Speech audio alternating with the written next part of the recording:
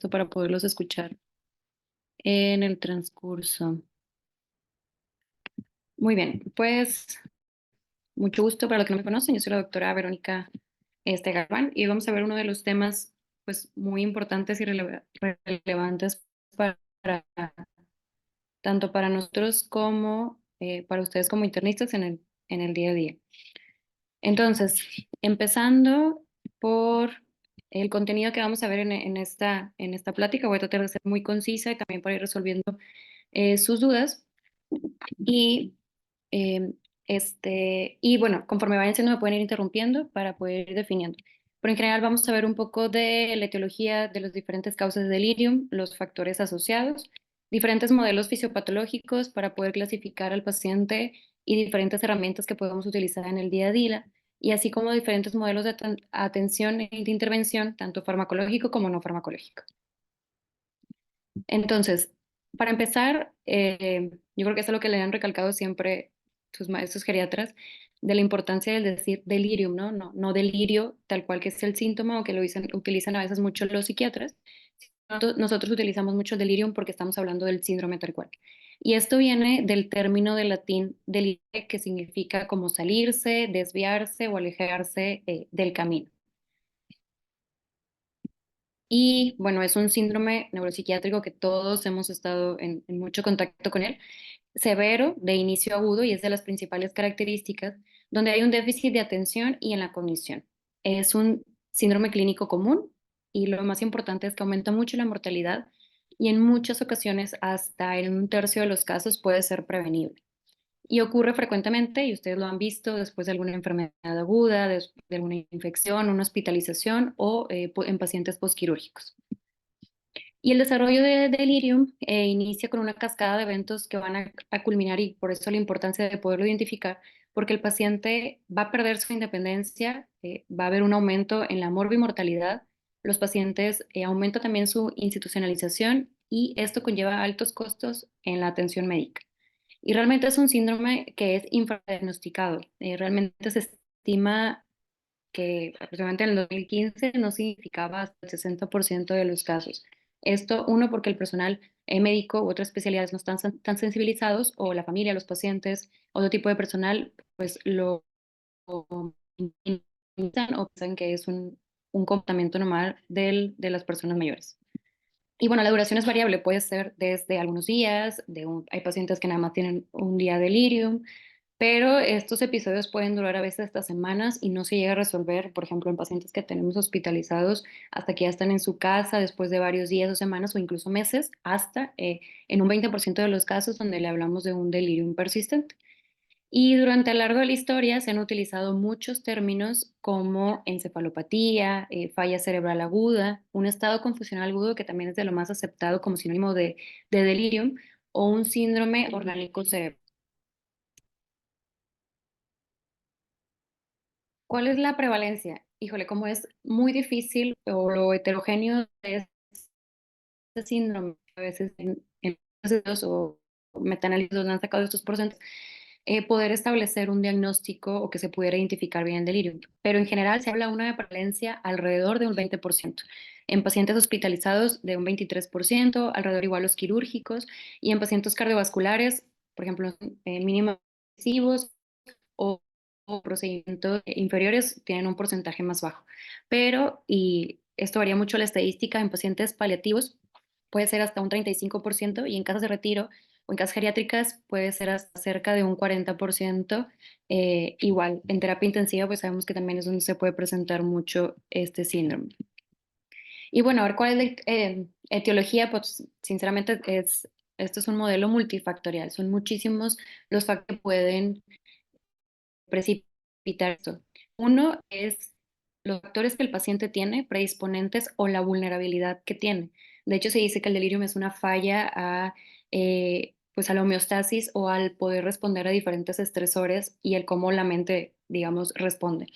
Entonces, depende mucho de la vulnerabilidad del paciente y esto se va a combinar con los factores o los resultados precipitantes que se van a combinar y poder en un paciente presentar los diferentes tipos de delirium. Y de eso va a depender mucho la manera en que se va a presentar. Entonces, los principales factores predisponentes, Uno va a ser en pacientes que tengan deterioro cognitivo o demencia o que ya tuvieron una historia de delirium antes, pacientes que ya tienen una alteración funcional, que tienen privación o algún déficit sensorial, auditivo, visual, diferentes comorbilidades, pacientes con depresión también aumenta este riesgo, ya con historia de BC y pues sobre todo la edad, ¿no?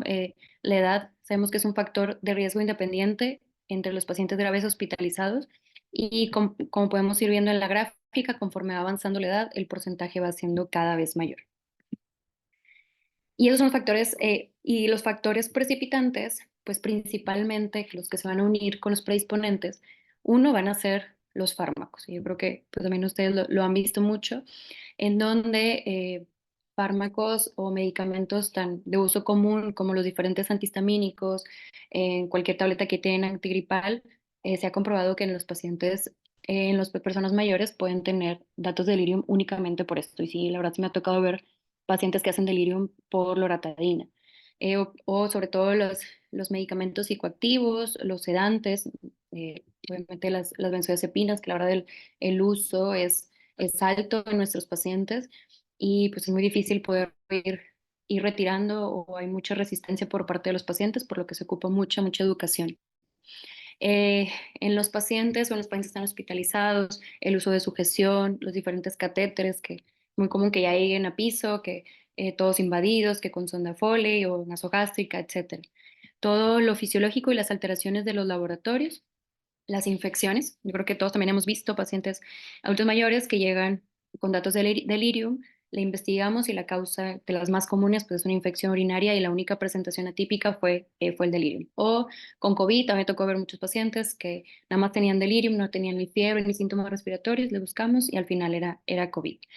Los diferentes tipos de cirugías, ya sean cardíacas o no cardíacas, y pues el tener que tener hospitalizado al paciente, obviamente esto va a precipitar el delirio. Entonces es una combinación de los factores que ya vimos que tiene el paciente, sus características, los factores o el estrés que va a ser presentado y todo esto va a conllevar o aumentar el riesgo de delirio. Hay una mnemotecnia que es esta de Acute Brain Failure, en donde son de algunas de las causas del donde por eso siempre va a ser importante ver si el paciente está deshidratado, cómo están sus electrolitos, los diferentes trastornos neurológicos o deficiencias nutricionales, la edad, como ya vimos, que aumenta, el estado de cognición basal del paciente, la intoxicación o el retiro de ciertos medicamentos, como por ejemplo pueden ser las benzodiazepinas, aumenta mucho el riesgo si no se hace un destete adecuado, si hay algún tipo de trauma, alteraciones endocrinológicas, ya un trastorno conductual o psiquiátrico, las diferentes toxinas, si el paciente tiene anemia o hipoxia, infecciones como ya lo vimos, el dolor y sobre todo bueno, también en los pacientes, por ejemplo, pues quirúrgicos, el dolor es un factor que aumenta mucho el delirium, alguna falla orgánica, el score de Apache, la inmovilidad en los pacientes que ya tienen algún aislamiento, ya sea de tipo social, por ejemplo, también con el delirium aumentó mucho, perdón, con el COVID, los pacientes estaban aislados para protegerlos, también tanto los trastornos cognitivos como el delirium aumentaron. La alteración del sueño o la falta de luz o el cambio del ritmo circadiano, las alteraciones metabólicas y los diferentes tipos de emergencia. Entonces, en conclusión, todo causa delirio. Y ahora, ¿cuál es la fisiopatología? Los pacientes que ya vimos que tienen factores de riesgo, hay diferentes estresores y esto va a haber una alteración del equilibrio de la homeostasis. Por eso les decía, se cree que es una falla a la vulnerabilidad o al poder responder a los estresores que se nos presentan. Y esto puede haber un desbalance de neurotransmisores, que también es una de las principales teorías o hipótesis del delirio, que va a suceder a una mala adaptación y a un desequilibrio que va a condicionar a diferentes cambios conductuales.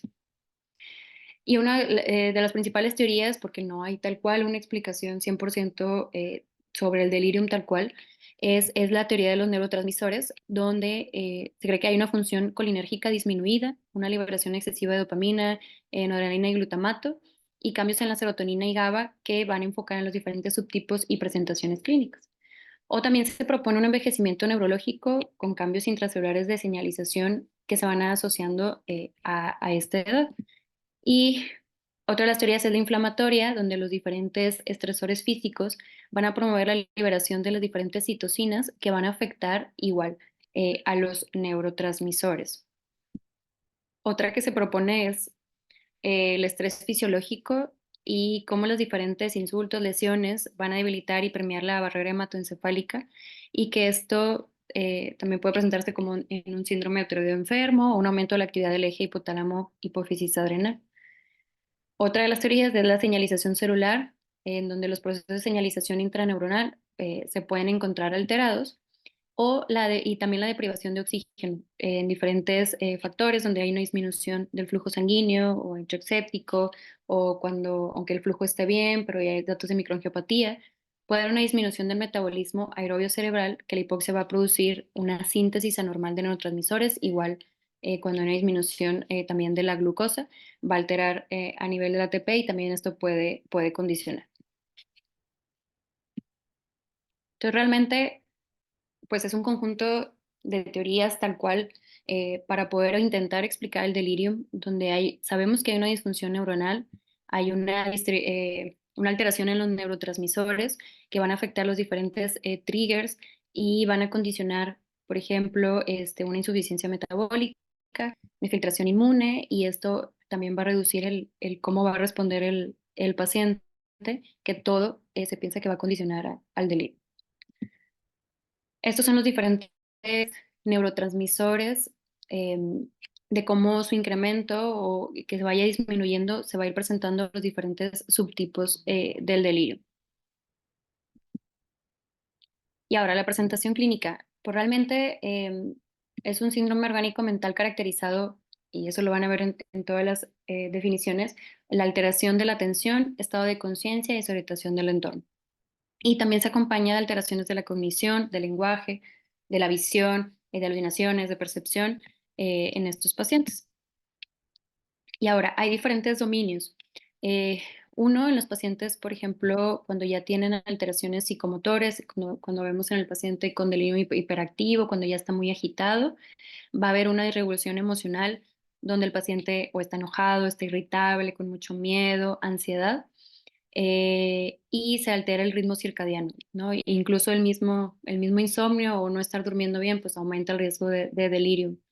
Y va a haber una alteración de la conciencia y de la atención, donde el paciente ya no puede estar completamente atento y no puede estar cambiando o está cambiando mucho la atención.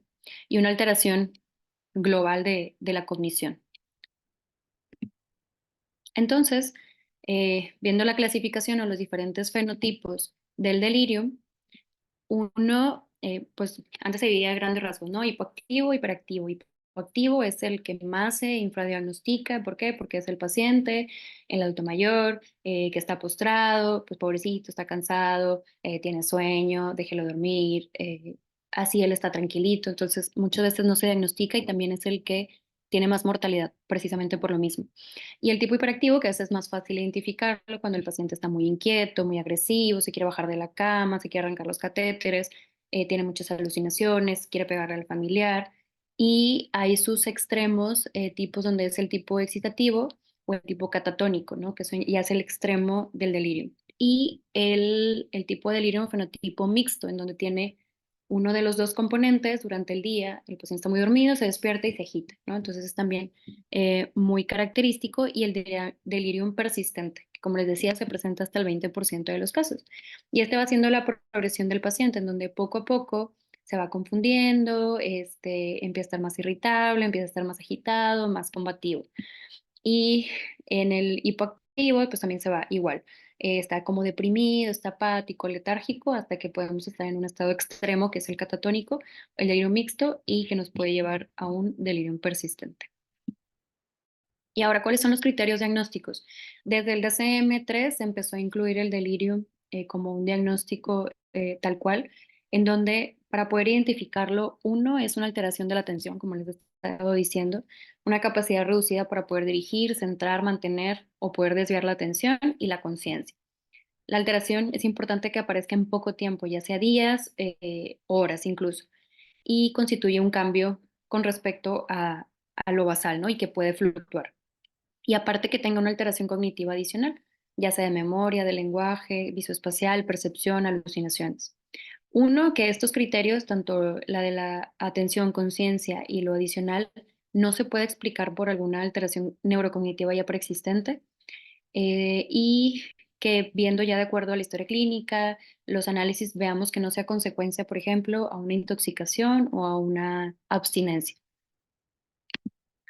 Entonces, hay diferentes herramientas que nosotros utilizamos para poder identificar, que es muy similar a lo que ya nos propone la DSM-5. La más utilizada y la que se utiliza en más ensayos clínicos es el CAP, que puede llegar a tener una sensibilidad hasta el 94%. Y se fijan, es muy similar. De hecho, esto se realizó en base al SM3, en donde te dice que uno, el paciente debe tener un inicio agudo y fluctuante, y aparte de estar inatento. Se deben de cumplir tanto el punto A como el punto B, y puede tener uno de los dos siguientes: uno, el pensamiento desorganizado, o la alteración del nivel de conciencia. También hay una variante del CAM ICU en pacientes que están en terapia intensiva, en donde se fijan de los puntos, del punto A, donde tenía que tener los dos, del inicio agudo y el curso fluctuante, nada más puede tener uno de los dos, que el paciente esté inatento, y tiene que tener más de dos errores, de acuerdo como podamos hacer la prueba de que le pegue en la cama o la mesa, o por ejemplo que apriete la mano, o que aplauda cuando sea la letra A y tú le dices, vas diciendo varias palabras. Y si tiene más de dos errores, hay que ver cómo está el RAS. Y después, si es más diferente a cero, pues ya se puede considerar un delirium positivo. Y si tiene un RAS igual a cero, pues hay que ver cómo está el pensamiento, que no esté muy desorganizado. Otra de las herramientas que también son sencillas, no ocupa más entrenamiento, se hace en menos de 2 minutos, es el 4AT, en donde primero valoramos el nivel de conciencia de acuerdo a cómo esté el paciente. Si esté somnoliento, normal o anormal, pues va sumando los puntos. También le pregunta su edad, su fecha de nacimiento, el lugar, el año, y de acuerdo a cuántos errores los va sumando. Otro también, punto de la atención, eh, que se le dice al paciente que vaya diciendo los meses del año, empezando por diciembre para atrás, o cuál es el mes anterior a diciembre, igual. Van sumando los puntos, y que el cambio sea agudo o de curso fluctuante. Se suma, y si tiene más de 4, se considera como positivo o probable de herir. Si se fijan, el puro curso fluctuante ya te da 4 puntos. Entonces, de las principales características para poder definir. Y es importante poder diagnosticar de un paciente que a lo mejor tiene síntomas neuropsiquiátricos por la demencia, que este comienzo va a ser gradual también, ¿no? Y también poderlo diferenciar en pacientes que tienen psicosis, que este curso, muy característico del delirium, es fluctuante, ¿no? Es una montaña rusa, fluctúa durante el día, durante los días. Y en los pacientes con demencia puede ser un poco más progresivo, igual con psicosis, donde es más estable. La conciencia sí está disminuida del delirium, a diferencia de pacientes con demencia o con psicosis, y la atención está afectado globalmente, que también los pacientes con demencia pudieran tenerlo afectado en etapas más avanzadas, pero a diferencia del de psicosis, donde no está afectado. Y la cognición, pues tanto en delirium como en demencia puede estar alterado, las percepciones también puede estar presente en los tres, los tipos de delirios, la orientación y la actividad psicomotriz se va a ver afectada, sobre todo en el tipo hiperactivo.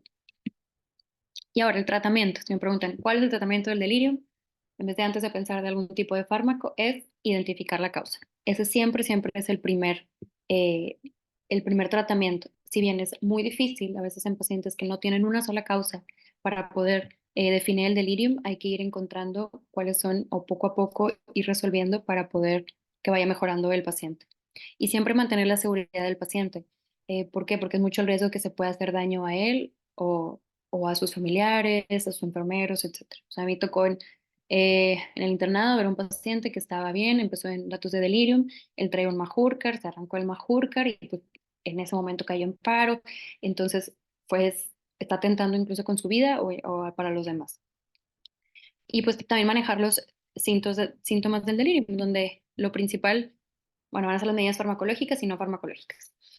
Y entonces la valoración inicial en los pacientes, pues siempre evaluar cuando llega un paciente, pues los signos vitales, lo que ya hacen todos los días, ¿no? Con todos los pacientes, los laboratorios, que ya vimos que pueden ser muchas las causas que le pueden estar condicionando este estado. En neuroimagen no está indicado en todos los casos de delirium de los pacientes. Sí, cuando se sospecha de algún evento vascular, sospecha de un sangrado, alguna caída, etcétera, pues ahí sí está indicado en la neuroimagen, pero no está justificado en otros casos. Y la punción lumbar igual, cuando estamos buscando algo más orientado. Y siempre es importante, pues desde antes de que los pacientes nos presenten delirium, reconocer qué pacientes están en riesgo y cuáles son sus características modificables y no modificables, como no podemos modificar ni la edad avanzada o su déficit cognitivo de base o la enfermedad, la severidad de la enfermedad de base. Lo que sí podemos modificar son los medicamentos. Si lo vamos a sedar, pues tratar de que no sea o evitar una sedación prolongada o interrumpida, que el paciente se mueva. Por eso siempre ven que tratamos de que los pacientes se paren rápido, se movilicen en el cuarto, que no haya intoxicación de sustancias. Lo que ya hemos hablado también, lo que siempre nos dicen a nosotros, ¿no? Que nada más andamos soltando sujeciones, este, y liberando a los pacientes, pero eso también pues, le va a incrementar el dato de delirio. Las diferentes trazas metabólicas y alteración del sueño vigilia. Y lo más importante van a ser, aparte de pues, solucionar, si tiene una infección, pues poderle dar antibiótico, si tiene una alteración hidroelectrolítica, resolverla, si está deshidratado, hidratarlo, o hasta el estreñimiento les causa delirium, pues resolverlo. También es importante las medidas no farmacológicas, ¿no? ¿No? Eso es lo que nos hacen también eh, que nos tallan nosotros los pacientes de, no, pues abra la ventana, que le entre la luz, que tenga un calendario, que tenga un reloj. Todo esto son terapias de orientación y de activación de los pacientes. Si el paciente está deshidratado, pues poderlo ir reanimando con líquidos, la movilización temprana, lo que les decía, la alimentación, el poder resolver pérdidas sensoriales. Por eso también siempre a los pacientes les pedimos que su aparato auditivo, si tienen lentes, pues que los lleven al hospital, si tienen placa, para que puedan comer todo esto, para que se vayan adaptando y vayan disminuyendo el riesgo de delirio. Su higiene del sueño, también lo que tratamos es de, bueno, en la noche traten de no pasar, si está hospitalizado, pues no, tratar de no pasarle medicamentos y ajustar los horarios para que no estén molestando al paciente o despertando al paciente en la noche. Igual los signos vitales, tratar de que sean horarios que no lo estén alterando. Prevenir las diferentes infecciones nosocomiales, siempre manejar el dolor, que es un factor muy importante, protocolo de hipopsia y protocolo de psicofármacos. También a veces es complicado. Se ha propuesto hay varios estudios para tratar de prevenir farmacológicamente el delirium, ¿no? Sobre todo también pacientes quirúrgicos, donde se han hecho estudios con diferentes antipsicóticos, melatonina o inhibidores de la colinesterasa para tratar de prevenir el delirium. Sin embargo, se ha visto que no hay evidencia en disminuir la presentación del delirio. Entonces, realmente no hay alguna medida farmacológica de prevención, sino de lo que ya platicamos. Y ahora, hablando de los fármacos, tal cual, que es mucho también de los que les va a tocar a ustedes, realmente es muy controvertido. Van a ver que sí usamos muchos antipsicóticos, sí, pero ya yéndote a los datos, yéndote a los estudios, realmente no se han encontrado beneficios de la terapia de psicofármacos para disminuir la severidad, la duración o incluso la mortalidad. En muchos estudios no se ha visto que disminuya incluso la estancia intrahospitalaria. O sea, hay muchos factores que se ha visto y realmente no. Lo que sí se ha visto que sobre todo en la unidad de cuidados intensivos, que puede prevenir o puede disminuir la severidad del delirio.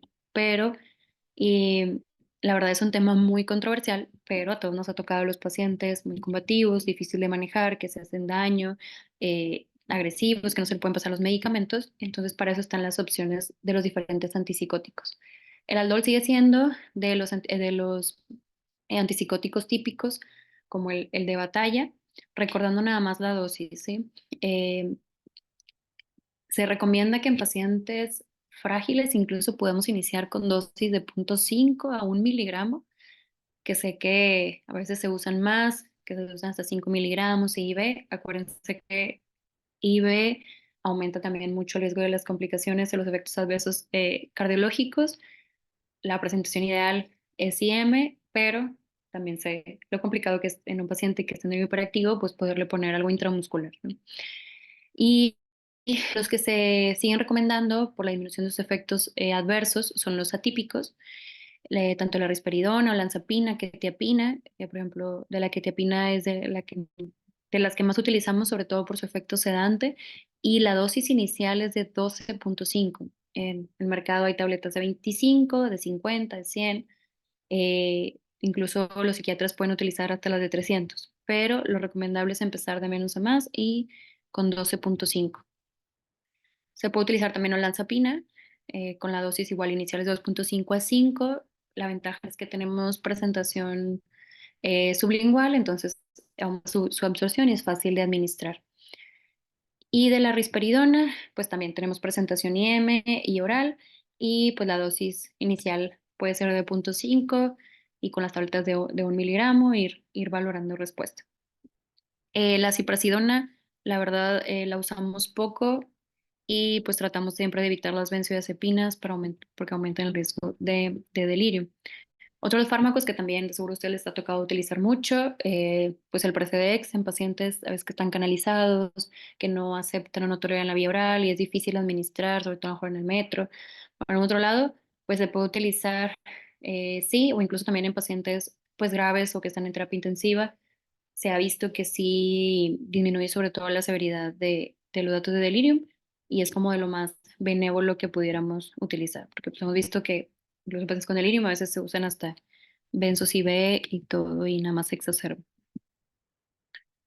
Entonces, le digo lo que les mencionaba del haloperidol, pero siempre lo ideal de antes de iniciar cualquier tratamiento es siempre tener un electro para ver cómo está el QT, poder corregir los trastornos hidroelectrolíticos y descontinuar los antagonistas dopaminérgicos si hay un incremento más del 25% del QT o un basal mayor de 500. Entonces, a veces, eso es a veces lo que no ponemos tanta atención, pero siempre todo paciente ideal, una persona mayor, debería tener en el hospital su electro basal, sobre todo para el uso de estos fármacos.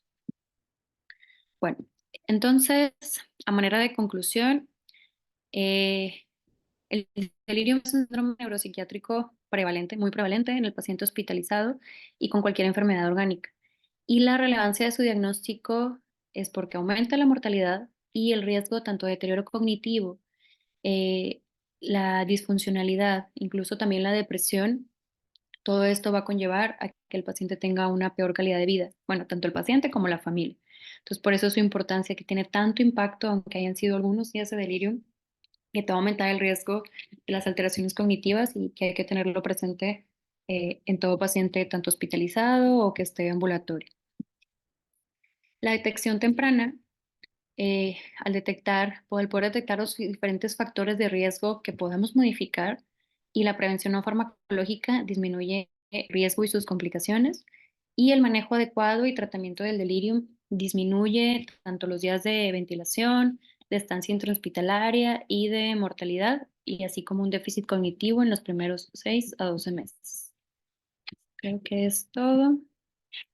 Muchas gracias. No sé si tengan alguna duda.